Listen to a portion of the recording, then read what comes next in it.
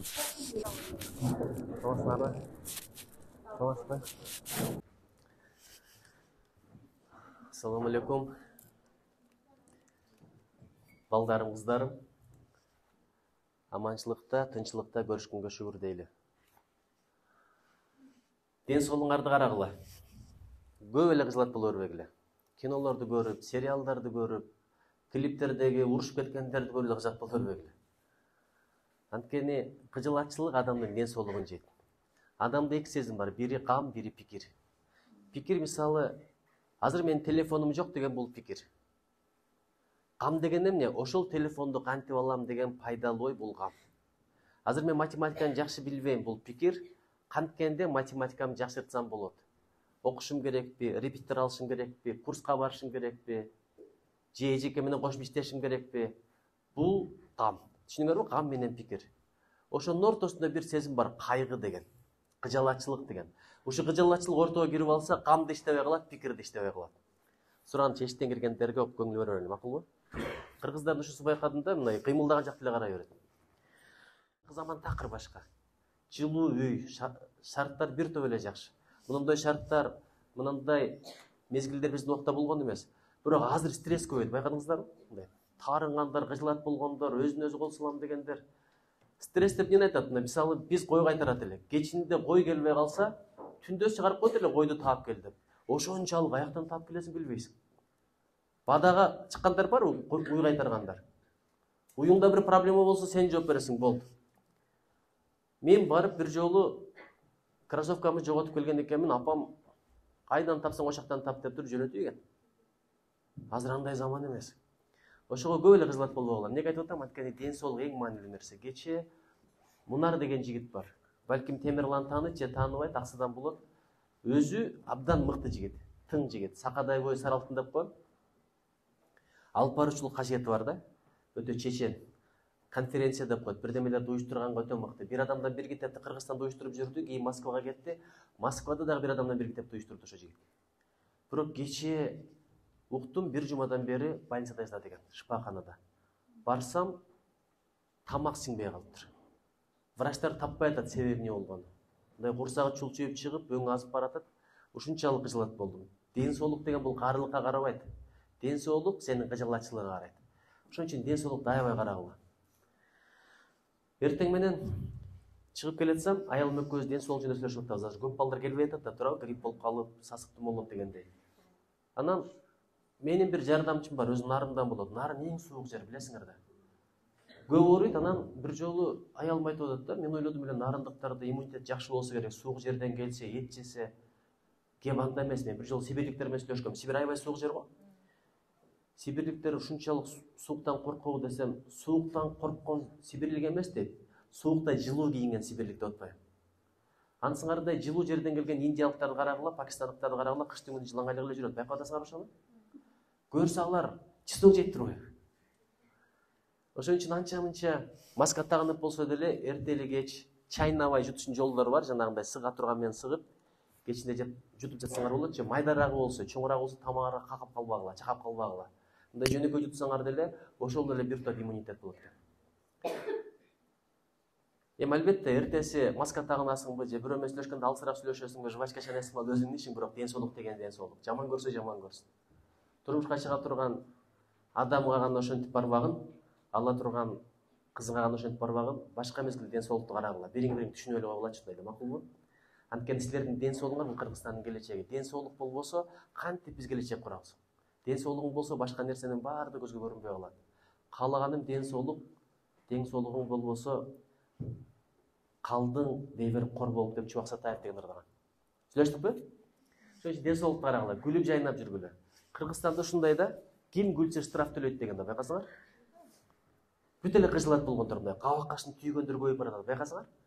Ошол эле видеону карагыла, америкалыктар жүрсө ушундай жылмайып күлүшөт. Барсаң жылмайгандар аябай көп. Мындай кетип атып эле учурашып болгондор аябай көп. Хай депчи. Бизде тааныш бирөө эмеске, тааныш эмес бирөөгө салам берип көрчү, мындай ойлойт да, айнып калган окшойт деп. Өзү таанышка дагы, тааныш эмеске да салам айтып кете бериш керек. Же жаман көрөсүңөр, бир ассалому алейкум десе жаман көрөсүңөр ичиңерден. Эмне эле салам айтып атат, келесиз, мен убактымды алып деп эч ким айтпайт. Бирок аксакалдар бир сурап коет да, балам, сен мени тааныйсыңбы деп.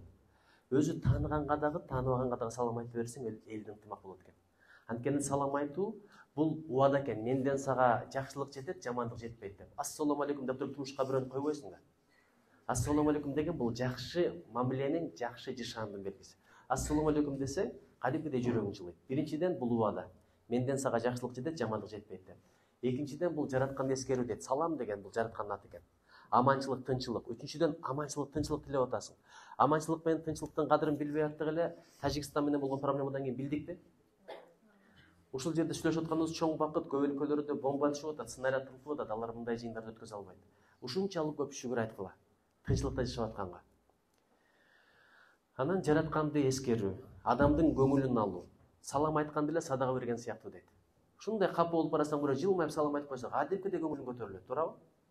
Ошон үчүн жаш балдарды салам айтканга үйрөтүш керек экен. Кантип биздин анча-мынча аксакалдар көңүлүбүздү оорутуп койт эле. Кичинекей кезде ата батаңдын кулагы, кимдин баласың, эмнеге салам айтпайсың деп. Жаш балабыз да каяктан билели.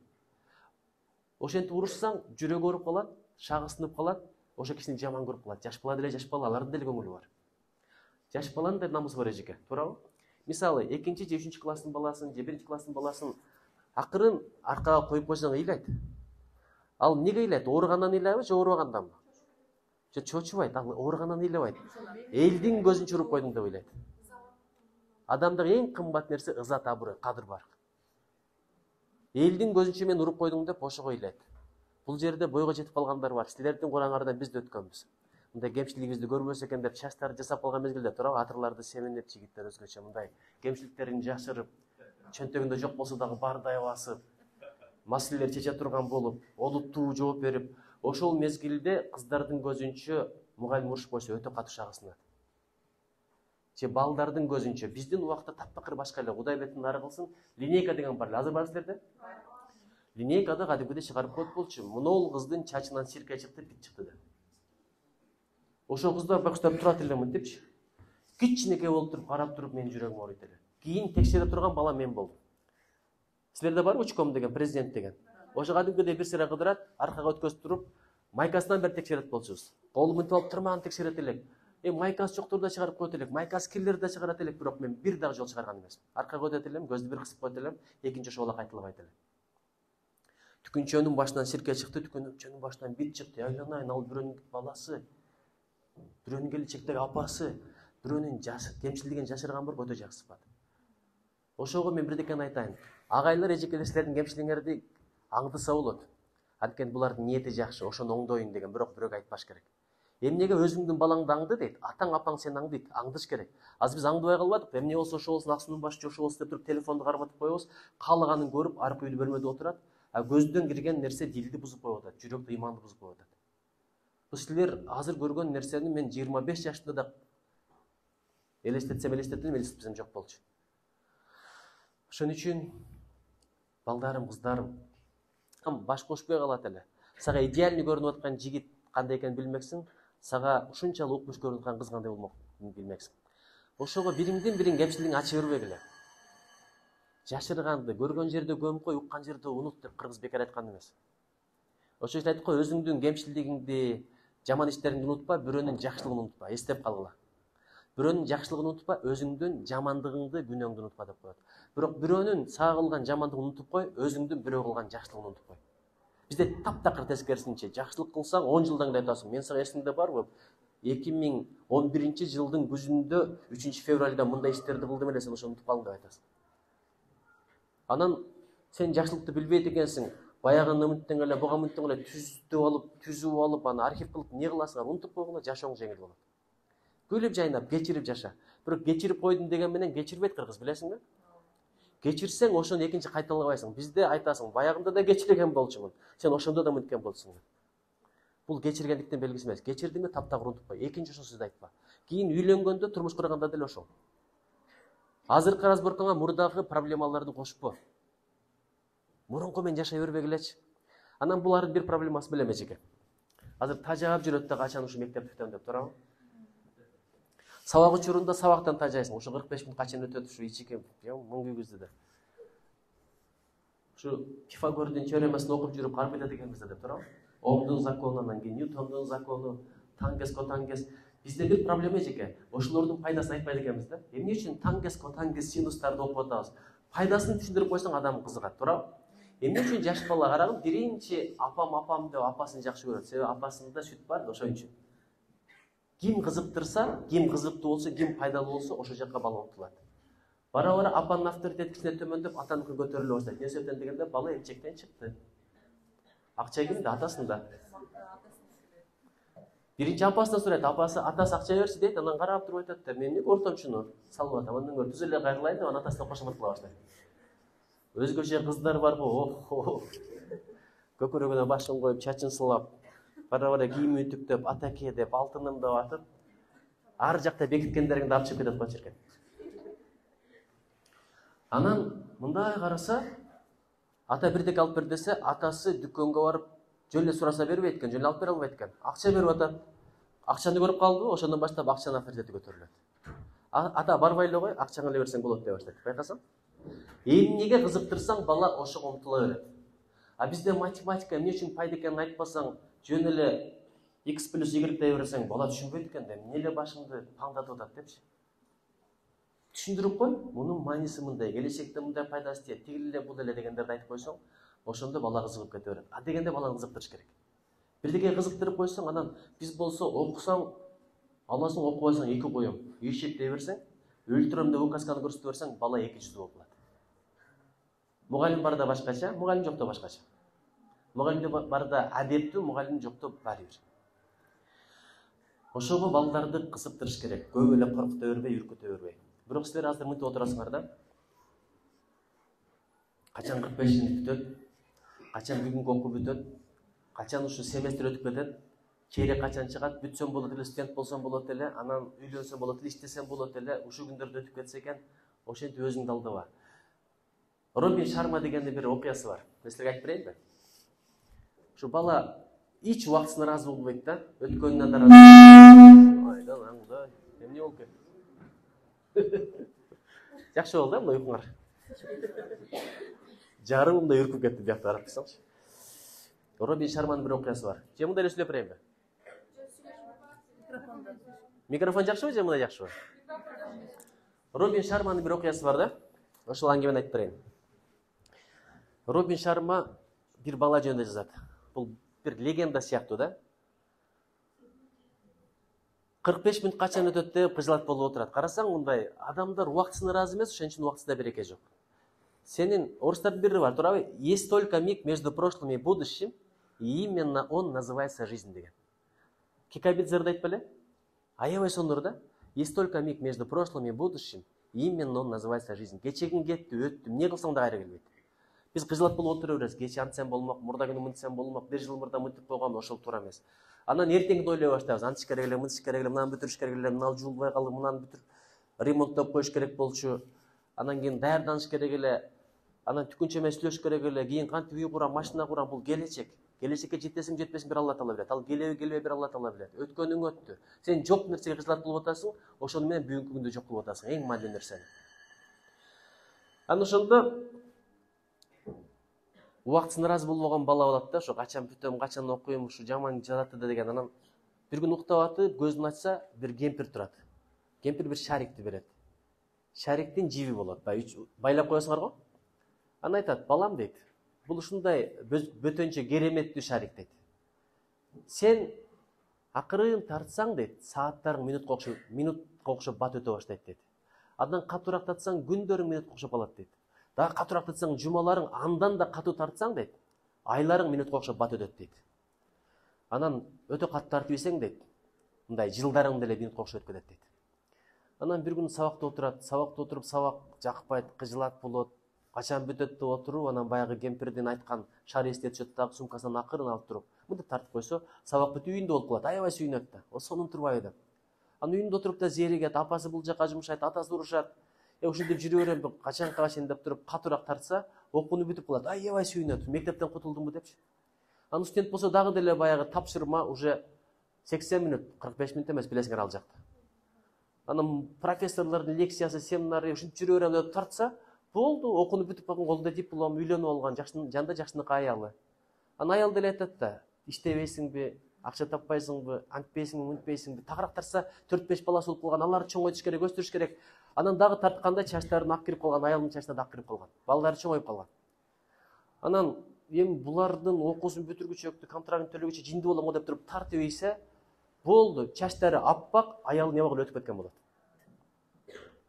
Анан балдары болсо өздөрү менен өздөрү үйлөнгөн, турмушка чыккан, турмушка чыгып, анан дагы бир тартса өлгүдөй болуп турат да, ошондо кыжылат болот да. Кап бекер эле кылыпмын.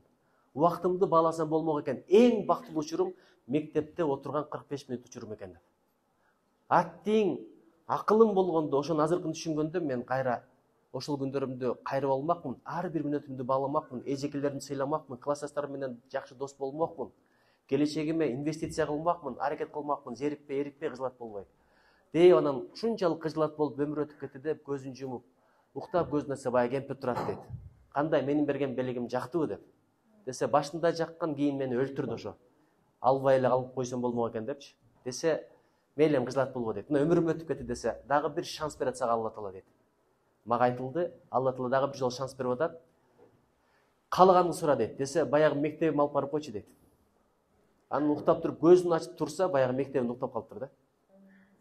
Ошондон баштап сабакты окуган экен, мугалимдерин сыйлаган экен, китепке дос болгон экен, илим алган экен, билим алган экен, достору менен жакшы мамиледе болгон экен, келечекке план түзүп, максат коюп, аракет менен жылган экен. Максатыңарды койгула, умтулгула. Азыр максатыңарды билесиңерби десем, көбүңөр айтасыңар билбейбиз деп. Ошого мотивация ушунчалык жакшы нерсе. Бириңе бириң мотивация бер, көңүлүңдү көтөр, көңүлүңдү чөгөрбө. Бизде мындай го, көзүмө кызарып калганбы? Чөтө өзүң жакшы сезбей атасың, жакшынака адам деле ортуп коесуң да. Точно бир текшерилип көрсөң депчи. Боткин болуп калган жоксуңбу деп. А боткин эмне болот десе, мындай колуң саргайып, көзүң саргайып десе, карап көрүң, колуң сарыдай көрүнө баштайт. Күзгүнү карасаң, көзүң сарыдай көрүнө баштайт. Тилиң чыгарсаң, тилиң сарыдай. Ошентип кыжылат кылып отуруп, бирибизди өлтүрөбүз да. Ошон үчүн көңүлүң көтөр. Эң чоң нерсе көңүлүң көтөр. Бириңдин бириң көңүлүң көтөр. Күнүгө комплимент айткыла. Комплимент деген башка, мактоо башка. Ошого мен силерден суранат элем. Максатты так койгула, анан аракетти кыла баштагыла. Бул күндөр бат эле өтүп кетет. Мен 45ке чыктым. Өткөндө парламентте сүйлөп аткан видеого тартып коюптур, карасам чачтарымдын актары билине баштаптыр. Ойлоп атасыңар ушу бойдон жүрө беребиз деп. Бул күндөр силерге да келет. Эжекелерден, агайлардан сурагыла, 50ге чыкканбы, 60ка чыкканбы, 6 секунд өтүп кетет. Азыр баардык алдыдай көрүнө берет, бирок ошо жерге барганда агай айткан жөн эмес экен деп ишенесиңер да. Эмитен аракет кылгыла. Алла Таала барго, аракеттин берекетин берет. Ким аракет кылса, тилек кылса, келечегиңер тилек кылып жараткан сурагандар барбы? Жок дегенде сурап коюшту да билбейбиз да. Кудай кең келечек берет, тил үйрөнөйүн, адамдарга пайдам тийсин, туура кесип тандайын. Кудай зооломду зор кыл, кадырымды арттыр, өзүмдүн тармагымда эң бир мыкты болоюн, Кыргызстан өнүгүшүнө салым кошоюн деп тилек кылгандар барбы? Бирөөгө тилек кылгандар барбы? Мына досум кыйналып жүрөт, Кудай береке берчи деп, ооруп жүрөт, шифа берчи деп тилек кылгандар барбы? Ошого үйрөнсөңөр, жашооңор такыр башкача болот. Мына максатыңарды жаза баштагыла. Мына аффирмация деп коет, билесиңерби? Аффирмация. Анан кыргызда мындай өтө деле эркелетпейбиз да балдарды. Алтыным берекем, күнүм гүлүм дегендерди көп айта бербейбиз. Бир аз чоңойгондон баштап эле мээң иштейбиден башталат, туурабы? Бирдекесе дөөдүрөбөчү дейт. Оозуңду жапчы, жаман тантыксың да деп баштайт. Эшек элесиң де эшек дегендерди бизде эле айтат. Өзбек туугандардан да эмес, өзбек туугандар кичинекей балдарын карике деп айтат экен. Карике деген Куранды толук жаттаган адам. Өзү тили чыга эле карике дейт, чындап эле көп карике болот. Батырым дечи эле кыргыз, мырзам дечи эле, айым, күнүм, гүлүм дечи эле, азыр андай болбой калганбыз. Ошон үчүн көп балдар, көп кыздар эркелеткен сөздөргө тойбой чоңоет экен да. Тойбогондук өмүр бою зыян тийгизет экен. Тоюңар келеби? Азыр атаң, апаң эч качан ошондой айтпаган сөзүн азыр айтпайт. Ушундай айткыңар келсе, эч ким жокто күзгүдөн эле айтып берели өзүңөргө. Мээге бар экен, кимден угат, өзүңөн угабы, башка бирөөдөн угабы? Алтыным, берекем, күнүм, гүлүм, сеникинде көз жок, сеникинде сөз жок, сеникинде шаш жок. Ты супер дегендерди айта бергиле. Чын айтып атам. Бирок эч ким жок жерде айткыла. Азыр бирөөнүн көзүнчө айтсаң эле тартып алып туруп чыгарып ийет TikToктончу. Мектепте психолог барбы эжеке? Ошо психолог менен да бир сүйлөшүшүм керек. Эжеке кандай психолог экенин билбейм, сиз жаңыдан директор болупсуз, мен сизге ийгилик каалайм. Айрым мектептерде психолог деп эми жумуш орду да өзүнүн тааныштарын алып алат экен. Ал психологиянын пысын да билбейт. Анан байкушпа жүрөгү сыгылганда, кыйналганда мектеп окуучусу барып сырларын айтып берет экен да. Ал биринчиден жартылуу кеңеш бербейт, экинчиден ошол сырды угат экен дагы түп-түз барып бирөөлөргө айтып берет экен да. Мугалимдердин жыйынында айтып берет экен. Ана мугалимге айтат экен, ал болсо бир окуучуга, бир ата энесине айтып отуруп, акыры дос аркылуу айткан сыры өзүнө келет экен. Ошондо кыжылат болуп, сыгылып, өзүнө өзү кол салгандар бар экен да, бул Грузияда болгон экен. Психолог биринчи кезекте сыр сактаган билиш керек. Сыр сакташ бар го, тилдин алдына чок салгандай нерсе. Бирөөнүн сырын сактаганга үйрөнгүлө. Кыздардын сакташы кыйын, ошон үчүн кызга сыр айтпа деген ошол. А бирок жигиттин жигиттиги ошондо. Аманат сөзбү эч кимге айтпа.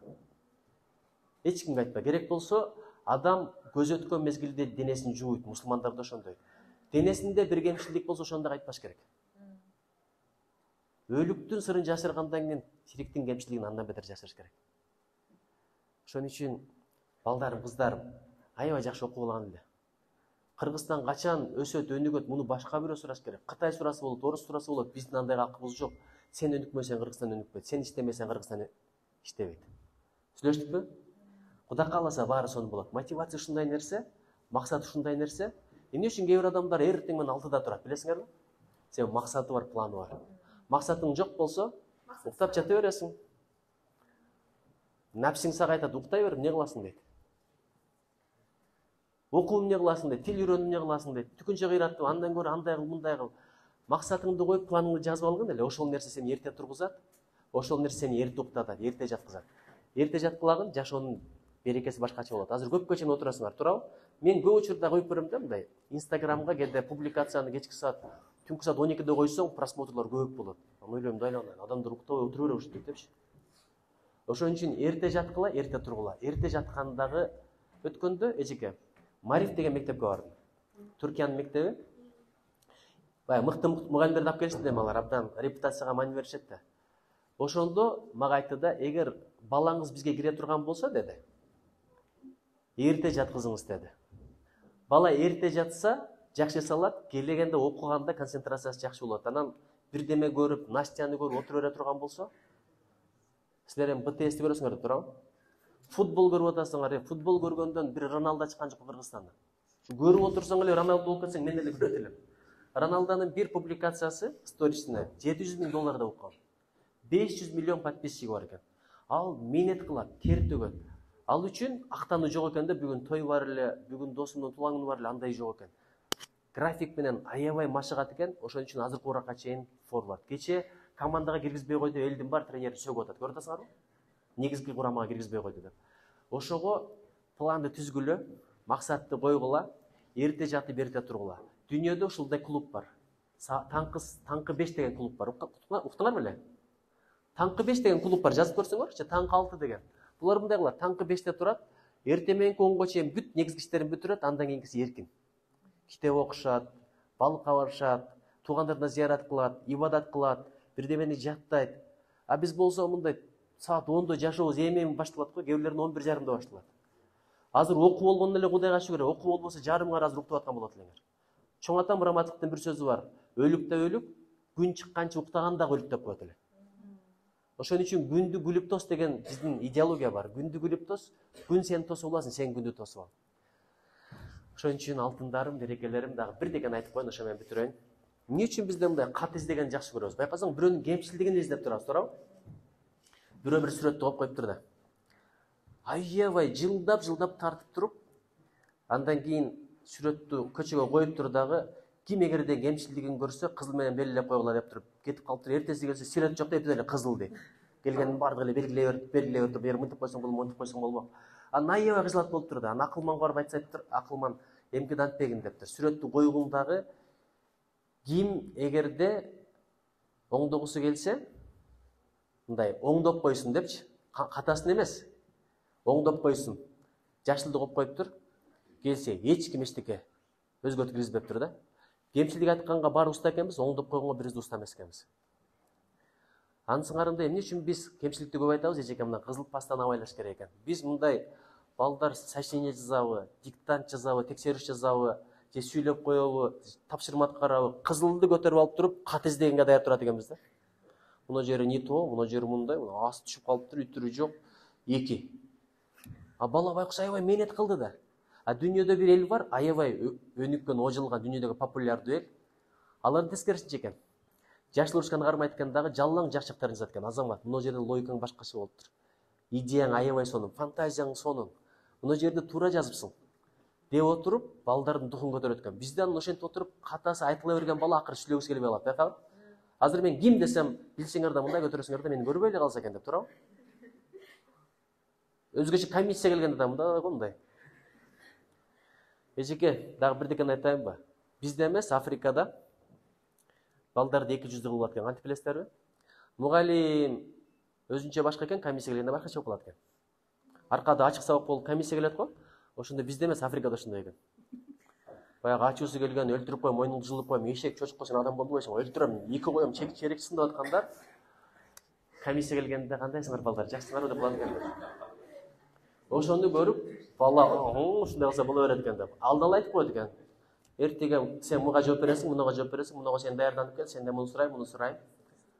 Ким билгендер оң колду көтөрүп эле, билбегендер сол колду көтөрүп эле деп туруп айтып коюшат экен. Ошондон Африканын балдары 200 болуп калат.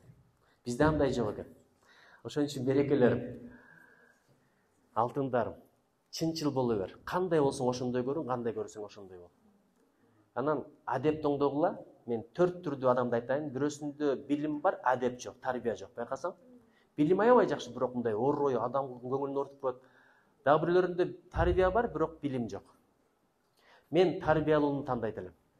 Бирөө 17 жыл билим алыптыр, 15 жыл адеп үйрөнүптүр, 2 жыл илим алыптыр, кийин өкүнгөн экен, кап 17 жыл бою адеп үйрөнсө болмок экен. Адеп илимден жогору турат. Мугалимге мамиленин адеби бар, анан сотко берсем болот, мен өзүмдүн укугум бар дей бербей эле, эртең сен да мугалим болосуң.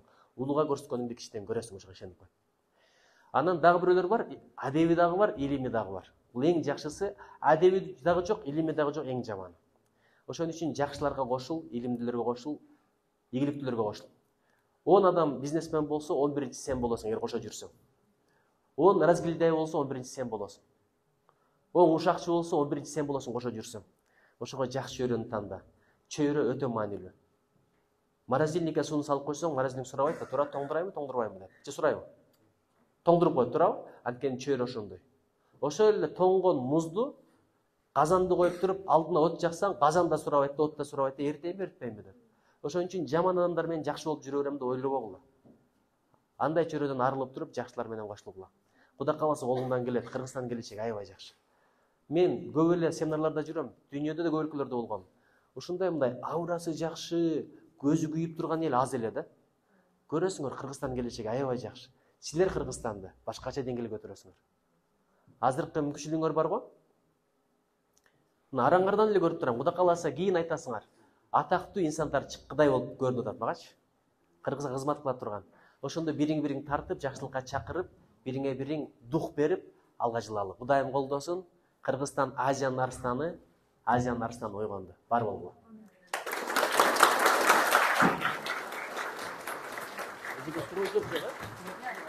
Суроолор барбы? Так, суроолор болсо бергиле, мен жооп берейин. Саламатсызбы балдар. Келгениңизге кубанат. Сиздин видеолоруңузду баардыгын көрөбүз. Урматтуу силерибиз, кош келипсиз биздин мектепке. Өзүмдү тааныштырып өтсөм, мен ушул мектептин 11-чи классында окуйм, атым Сезим. Менде мындай суроо бар. Мисалы, анча балдар бар да, ата-эненин мээриминен тойбой калган, өзүнө ишенбеген, жашоодон тажап калган, мектепке келсе мугалимдер мындай экинчи планга коюп койгон окуучулар бар да кээ бирлер. Ошолорго мисалы биз кантип жардам бере алабыз деген суроо да. Аябай жакшы суроо. Мен Японияда окудум. Kobe университетинде окуйт элем. Бир күндү бизге тапшырма болду. Бизче айтканда курсовая работа деп коет, туурабы? Үйгө тапшырма бересиздер дагы. Бирдеме жазып, илимий изилдөө кылып келгиле деп. Бирок экзамендегидей билетти алып алып, анан кийин биринчи суроо бул, экинчи суроо бул жерде жооп бер дебейт. Кээде жөн гана ойлонсун, изденсин деп туруп жаза турган тапшырмаларды берет. Бизге 3-4 күн убакыт берди. Андан кийин жаздырып алып келдик. Анан ким канча алат? Биякта Филиппиндеги бирөө турат, бул жакта Бангладештен, бул жакта Казакстан, Өзбекстан, Япониянын өзүнөн бар, биз турабыз. Америкадан келгендер бар эле окуп аткандар. Анан бир убакта жыйынтыгы чыкты 2-3 күндөн кийин. Анан профессор келди дагы, Кадырбеков деп туруп мага конверт берди. Ага да конверт берди, бул жака да конверт берди. Ичин ачсак, ишиң жакшы, бирок мындай кемчилиги бар, мен сага мынча койдум. Ал жакта BAC деп коет, биздегидей 2 3 4 5 эмес. Анан бирөө канча алды мындай кадимкидей бук болот экенсиң да ким канча алды депчи. Бирок ким жаман баа алып калгандарын шагы сынбайт экен. Себеби эч кимге белгисиздей көрсөтүүдө. А бизде кандай кээде буга 2, буга 5 көзүнчө эле, туурабы? Муну көрсө муну мактап коет. Сен эшек, мындан өрнөк албайсыңбы? Же мунун 2 башы барбы дегенде баарыбыз уктукта, туурабы? Же сен эмне, дөдөйсүңбү? Депчи. Ошондо биринчиден мугалимге таарыныч пайда болот экен. Өзүнө болгон ишеними сынат экен, анан досунан кызгана баштайт экен. Досторду душман кылып коет экенбиз. Ошон үчүн көп өлкөлөрдө баа коюш системасы жок, койсо дагы өзү эле билет. Азыр болсо андан бетер онлайн аркылуу регистрация болуп кирип алгансың, ошол жерден бааларыңды билип аласың. Эч ким сурай да албайт. Бирок бизде сөз сурайт, канча алдың, канча албайт депчи. Аркаңан издеп жүрүп. Ишиң эмне деген киши жок. Биз өзүбүздүн кемчилик менен элек болсок бар го, бирөөнүн кемчилигин убактыбыз болбой калат. Өзү калат. Ошого бул жагы бар. Экинчиден мугалимдерден да суранат элем. Эжек агайлар ачыгын айтайынбы? Кимден сый көрөс бир Алла Таала билет. 5 алган баладанбы же 2 алган баладанбы? Көп адамдар мен кийин көп эле көрдүм, мен да мугалим болгонмун. Бир убакта 5 койгон жакшы көргөн балдарым көрмөксөн болуп өтүп кетет кээ бирлери. Бирок 2 койгон ушудан адам болбойт го дегендер учурашып агай кандай чай куюп берейин тиги бу деп койсо кадимкидей ыраазы болосуң. Ошондой кимден анан экинчиден 2 алган балада 1005 алган балада жок сыпаттар бар, ишенип койгула. Алла Таала баардыгыбызды сүйүп жаратты. Ошону ачыш мугалимдин милдети экен да, потенциалын ачыш. Мен бир окуяны айтып берейинби? Университетте мугалим болчумун. Анан бир бала бар, такыр ооз ачпайт, ушинтип эле отурат, ушинтип эле отурат. Анан бир күнү акырын жеңил суроо бердим. Жеңил суроо берип туруп, баягы баланы тургузсам көз алайып калды. Өмүрүндө бирөө тургузган эмес экен.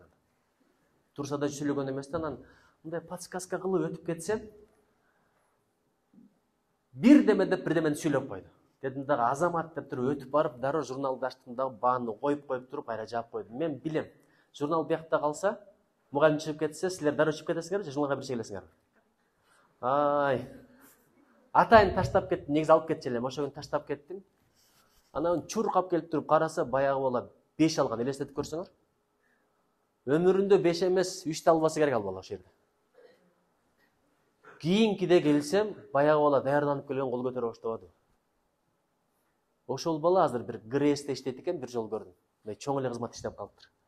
Бара бара баягы бала аябай жакшы окуп кетти. Ошон үчүн бир жолу дух берип кой, бир жолу сен колуңдан келет деген пасылды берип кой, мээсине сиңирип кой. Ошого бардыгыбыз көңүлүбүздү көтөрөлү. Бизде ар бир класста бар, бирөөнү тандап алгансыңар тура, мазактап, шылдыңдап, аркасынан сүйлөп, көрөсүң ошол бала сенден кийин даражасы бийик болот. Мен мындайды далай жолу көрдүм. Бул жашоо бар го, спринт эмес, 100 метр менен бүтө турган бул марафон. Ал токтобой эле кете берсе сенден алдыга кетип калат. Ошого мен бирдекени айтайынбы? Кичинекей баланы дейт, өзүңдөн жогору көр дейт. Анткени ал күнөөсү жок дейт. Аксакалды өзүңдөн жогору көр, ал тажрыйбасы көп дейт. Билимдүүнү өзүңдөн жогору көр, ал арам эмне, адал эмне билет. Илимди билимдүү дейт. Анан илимсиз караңгыны өзүңдөн жогору көр. Ал бир күнөө кылса билбей кылып атат, сен билип кылып атасың дейт. Баары жакшы, мен жаман дей бергин эле, өсүп кете бересиң. Анан мен билем деген күнү токтоп каласың. Ошон үчүн көңүлүң көтөргүлө, сен жакшы деп жакшы жагын айткыла, дух бергиле. Кудай кааласа, ошонун соогу сага жазылат. Рахмат.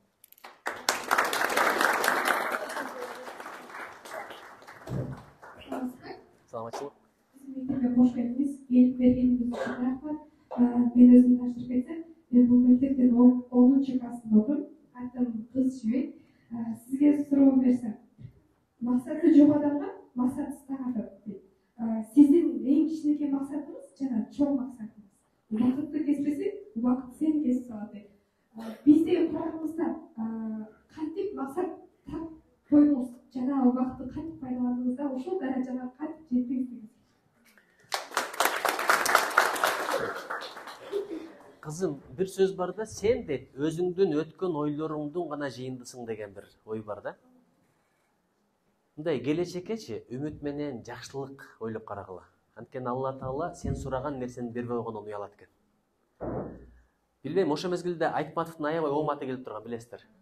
Мен Айтматовду окуп, Айтматовдой болсом деген ой келет эле бул жака. Сен өзүң жол таппасаң, бирөөнү өрнөк тут. Бара пайгамбар алейхисаламды окудум. Ушуну Алла Таала пайгамбар сыпаттарын берсин экен деп кадимгидей тилейт болчу. Анан ошол мезгилде билбейм, биздин убакта карате, бой без правил, анан жана видео дегендерге уруксат жок болчу. Анан эмнегедир Жан-Клод Ван Дам биринчи ошол чыккан.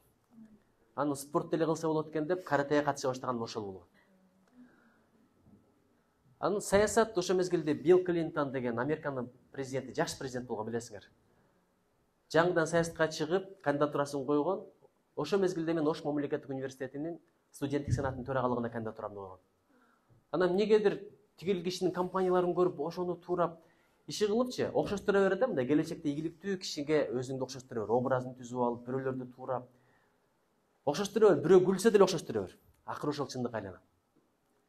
Баскан турган анан кой уят тиги бу деп эле мойнуңду чүрө бер. Ант деген романында бар го, аркамда дейт. Агам бой узун болсо дагы дейт, линейкада башын мынтип бекитип турду дейт, мага жаккан жок дейт. Ошону көрдүм да алдыга чыгып туруп, ушинтип туруп алдым дейт. Бул деген сөз мен деп өзүң керкейе бербе, бирок самооценка деген төмөн болбош керек да. Колумдан келет деп ишендир. Кыла алам, колумдан келет. Эгер колумдан келет дебесе, элестетип көр, Илон Маск азыр Марска уча алат беле? Бизде кичинекейде ушундай да, бирөө мындай мыккага баштаса, колуңда, сен кыла албайсың. Уктар белесиңби? Кой сен жөлө койчу, сен кыла албайсың. Кыла аласың, колуңдан келет дегендер көп айткылачы. Кыла аласың, колуңдан келет. Мына телефонду ким ойлоп тапты? Эгер бир кыргыз ушундай телефон ойлоп табам деп мындан 20 жыл айтса, мээси айнып калыптыр деп, пишип банчага жаткызып коет эле. Туурабы? Биз бала кезде кыялданат элеге. Эми группалаш кыздарга барсаң, эми ал мезгилде кадимгидей эле стационарный телефон болот эле. Ошого телефон чалып алып, биякта туруп тур деп анан барышат экен да. Анан эшигин алдында телефонуң болсо чалып туруп, чыксаң десең, чыкса сен турсаң, ооз ачылып калса керек деп туруп кыялданат элек биз болсо. Ошон үчүн баары жакшы болот кызым. Мындай кыялдан. Алла Тааладан сурабасаң жаман көрөт, адамдан сурасаң жаман көрөт. Алла Тааладан сурай бер, мындай кенен сура, аябай кенен сура. Сурабаган өзүңдө. Мындай чоң сура. Эптеп эле Америкага окуп калсам болду эмес, Гарвардты окуйм деп сура. Эптеп эле бешке кирип алсам болду эмес, мен Фирдаус бешине киришим керек деп сура. Ден соолугум чың, өтө татынакай, ичимде, сыртымда сулуу, колумдан иш келген, харизматичный адам болоюн деп сура. Ушу жазгандарым башкача болсун, Кудай сөзүмө береке бер, өзүмө береке бер, жүзүмө береке бер, амалыма, кадамыма, балдарыма, алган жарыма береке бер. Эмтен тилек кыла бергиле. Береке деген аябай жакшы сөз. Чоң рахмат. Жыйынтыктоочу бир суроо кылалы. Жыйынтыктоочу, же болду ушу менен? Байкуш, эркек балдар мындай мынтип эле отуруп калышат да. Жок. Жон, зордоп эле болгула. Тартынбай сүйлөп үйрөнө бергиле. Бирөө күлсө дагы. Мындай аска бар го. Мен биринчи курска келгенде, эжеге айылдан келдим, орусчаны билбейм. Айла жок, орус группада окудум. Анткени бюджетке кирип калдым да. Контракт болсо тандасаң болот экен, кыргыз группа, орус группа. Орус группада кимдер? Негизинен шаарда чоңойгон балдар бар. С точки зрения банальной эрудиции, я бы не отрицал эмоций, парадоксальных тенденций деп сүйлөгөн балдар. А мен болсо май неймести, май жейбиз деген эле бала болчумун. Орусчуларым ушундай, анан эми айрым сөздөрүм айтып берсем, күлөсүңөр, аларды айтпай эле коеюн. Ушинтип отурам. Алдыга отуруп алат болчумун. Не себептен дегенде жаттап келем да. Жаттап атып ката кетиресиң, окончаниялардан проблема болот. Кээ бир сөздөр туура эмес сөз айтып аласың. Кээ бир сөздөр такыр эле уят сөзгө окшоп калат экен. Аркамдагы шаардык балдардын күлгөнүн көрбөш үчүн алдыга отурат элем. Бир күлсө шагым сынып калат депчи. Эми бир эле сөздү айтып берейин. Муну анда эле айтпай эле коеюнчу. Ошончолук орусчам начар болчу да. Орусча менен англисча мага бирдей эле көрүнөт эле. Оно, его деп. Мисалы, бул жөнөкөй эле сөздөр. Монархия деген сөздү таптакыр туура эмес айтып алып турмун. Иши кылып. А бизде ооруп төшөктө жаттып ушул сөздү айтты дегенде сөзбөз которуп койду экен. Ооруп төшөктө жатып айтып койду ушул сөздү дегенде орусча он об этом говорил здесь деп. Анан хлеба найти трудно деп нежеге бир жолучу. Нан табыш оор деген сөз барбы? Нан табыш кыйын, бул кыргыз тилинде нан табыш кыйын. Анан бирөөгө айтсам, хлеба найти трудно десем, чё, голод начинается деп атпайбы? Ошол сыяктуу эле нерсе да. Корова, лошадь дегенди уят деп которгондой эле которо берет элем. Бирок алда отурат элем, бирок таасирленбейт болчумун. Күлсө күлө берсин деп туруп айта берет элем, сүйлөй берет элем. Акыры Кудай буйрса баардыгы жакшы болот. Тартынбагыла. Аска бар го, шамал тийсе деле таасирленбейт го, таасирленбеш керек.